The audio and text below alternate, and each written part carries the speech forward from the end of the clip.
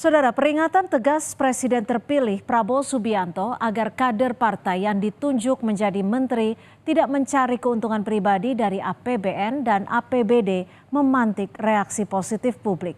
Buka-bukaan Prabowo menjelang pengumuman nama menterinya dinilai sebagai cara baru yang patut dicontoh untuk memulai pemerintahan baru yang berkomitmen tidak mencuri uang negara. Namun seberapa ampuh peringatan Prabowo ini bagi calon para pembantunya kelak? Inilah catatan Kompas TV. Prabowo ancam menteri, jangan curi APBN. Selamat datang Bapak Jenderal TNI Purnawirawan, Bapak Haji Prabowo Subianto. Jangan menugaskan menteri-menteri yang saudara tunjuk untuk cari uang dari APBN, APBD. Pak Prabowo! Jelang pengumuman nama-nama menteri, Presiden terpilih Prabowo Subianto secara gamblang melempar berbagai pernyataan tegas dan keras untuk para calon pembantunya kelak di ruang publik. Peringatan keras Prabowo ini bisa dipahami sebagai warning di masa proses pemanggilan calon-calon menteri di kabinetnya, yang menurut rencana finalisasi proses pemanggilan calon menteri hari Minggu ini. Proses pemanggilannya ini pengundangannya masih dibicarakan.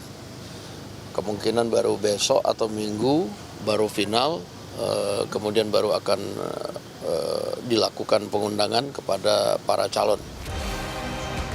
Tak hanya soal nama, jumlah kursi yang diperoleh parpol-parpol koalisi Prabowo pun turut menjadi sorotan.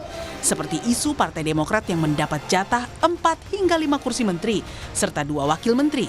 Salah satu kandidatnya adalah AHY yang kini menjabat sebagai Menteri Agraria dan Tata Ruang.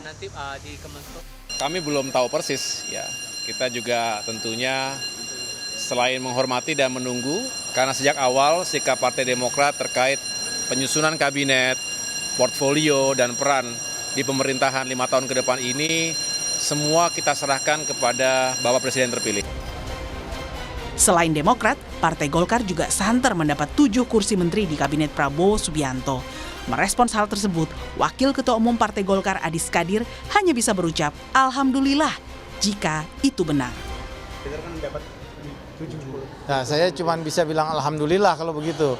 Saya sebagai kader Golkar sih ya berharap dan berdoa semoga partai kami bisa mendapatkan dan memberikan kontribusi yang cukup baik. Pak Prabowo! Mengantisipasi agar menteri-menterinya kelak yang berasal dari parpol tak main-main dengan uang dari APBN dan APBD. Prabowo pun mengingatkan agar kebutuhan keuangan partai politik lebih baik mencarinya dengan cara yang halal. Sehingga uang APBN bisa untuk mendanai berbagai kebutuhan utama bangsa.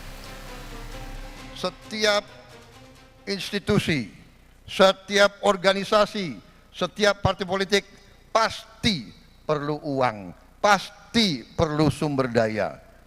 Ini terbuka saja kita. Mari kita kelola kekayaan kita sehingga kita bisa mendukung semua institusi dengan baik. Terang-terangan, kebocoran yang begitu besar harus kita hentikan. Uang inilah yang akan kita kelola untuk mendukung segala kebutuhan kita. Menaikkan gaji-gaji mereka yang perlu dinaikkan. Mendukung semua kebutuhan bangsa kita. Peringatan keras di forum terbuka menurut ICW masih perlu pembuktian dalam tata kelola di lapangan. ICW juga menekankan bantuan dana kepada partai politik harus diperhatikan agar parpol tak lagi mencari bantuan dari pengusaha hitam. Kalau bicara soal statement kan itu sebenarnya lebih kepada komunikasi politik untuk mendapatkan dukungan publik. Ya betul bahwa itu kita anggap sementara ini punya komitmen, tapi itu harus diuji dalam tataran praktik nanti bagaimana kebijakan, program yang harus dilakukan. Menurut saya yang paling penting adalah bicara soal partai politik. Ya, parpolnya. Yang belum disinggung adalah bagaimana meningkatkan bantuan kepada partai politik. Nah, kalau kemudian APBN kita dari sumber-sumber revenue tadi bisa diperkuat APBN kita, saya yakin nanti partai-partai politik ini bisa meminimalisir mendapatkan sumbangan-sumbangan dari pengusaha-pengusaha hitam gitu. Yang ujung-ujungnya sebenarnya pada akhirnya tadi minta izin kuasa pertambangan, kuasa untuk melakukan illegal logging dan lain-lain. Pilihan politik Prabowo yang merangkul lawan politiknya di saat Pilpres membuahkan konsekuensi terbentuknya koalisi gemuk. Maka ketegasan dan buka-bukaan Prabowo kepada calon pembantunya di kabinet agar tak main-main dengan uang negara patut didukung. Meski begitu, ucapan tegas tak akan berarti bila tanpa pembuktian. Tim Liputan Kompas TV.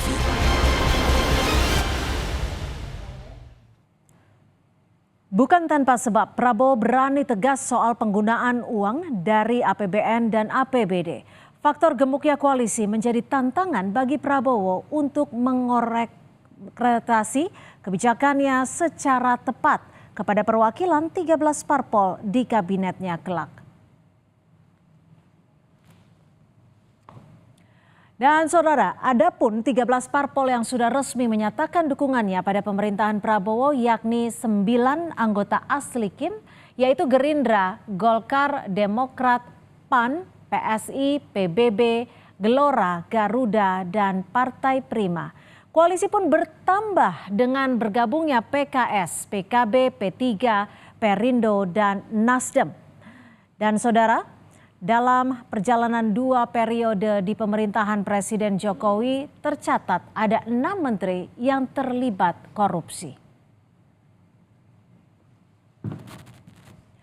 Di periode kedua pemerintahannya, ada 6 menteri kabinet Jokowi yang divonis kasus korupsi, yakni Mentan Syahrul Yassin Limpo, lalu mantan Menkominfo Johnny G. Plate, mantan Mensos Juliari Batubara dan juga Idrus Marham, lalu mantan Menpora Imam Nahrawi dan mantan anak buah Prabowo yakni Edi Prabowo yang kala itu menjabat Menteri KKP. Menyadari kabinet yang akan dibentuknya kelak akan sangat besar dengan banyak titipan orang-orang parpol, Prabowo pun memasang kuda-kuda sedari awal untuk mencegah menterinya korup. Prabowo yang tinggal sepekan membuatnya harus bersikap tegas terhadap calon menterinya soal penggunaan uang negara melalui APBN. Peringatan yang disampaikan di ruang publik itu bisa dinilai sebagai bentuk komunikasi politik Prabowo untuk mendapat dukungan halayak luas demi memastikan APBN selama ia memerintah tidak bocor lagi oleh pembantu-pembantunya.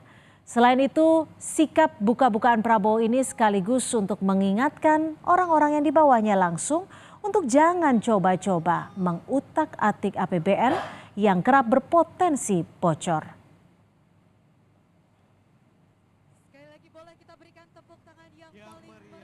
Demikian catatan Kompas TV pekan ini. Kita jumpa lagi minggu depan.